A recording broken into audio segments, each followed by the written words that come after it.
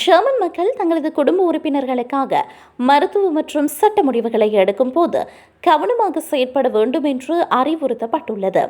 தங்களது குடும்ப உறுப்பினர்களுக்காக மருத்துவ மற்றும் சட்ட முடிவுகளை எடுக்கும் அனுமதி தானாக மக்களுக்கு வழங்கப்படாது. உதாரணமாக, குடும்பத்தில் ஒருவர் நோய்வாய்ப்பட்டாலோ, விபத்திற்கு உள்ளானாலோ அல்லது அவரால் பேச முடியாமல் போனாலோ அவர் தொடர்பான முடிவுகளை எடுக்க நெருங்கிய உறவினர்களுக்கு கூட அனுமதி இல்லை. 2023ஆம் ஆண்டு முதல் ஜெர்மன் மக்கள் தங்களது வாழ்க்கை துணையை பிரதிநிதித்துவப்படுத்தி முடிவு எடுக்க அனுமதி வழங்கப்பட்டது. ஆனால் இந்த அனுமதி தற்காலிக அவசர உரிமை அடிப்படையில் 6 மாதங்களுக்கு மட்டுமே வழங்கப்படும்.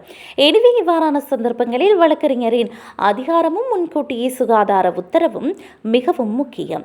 ஒரு நபர் கடுமையான சூழ்நிலைகளில் என்ன மருத்துவ சிகிச்சையை விரும்புகிறார் அல்லது விரும்பவில்லை என்பதனை முன்கூட்டியே சுகாதார உத்தரவின்படி பதிவு செய்ய முடியும்.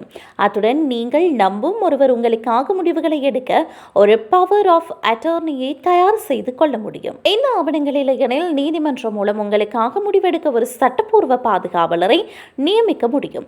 இந்த விதிகள் தொடர்பான விளக்கங்களை ஜூகெஷைமில் உள்ள ஜெர்மன் செஞ்சிலுவை சங்கம் மூலம் பெற்றுக்கொள்ள முடியும். அவர்கள் இலவச படிவங்களை வழங்குவதோடு வெவ்வேறு மொழிகளில் ஆலோசனைகளையும் வழங்குகின்றனர்.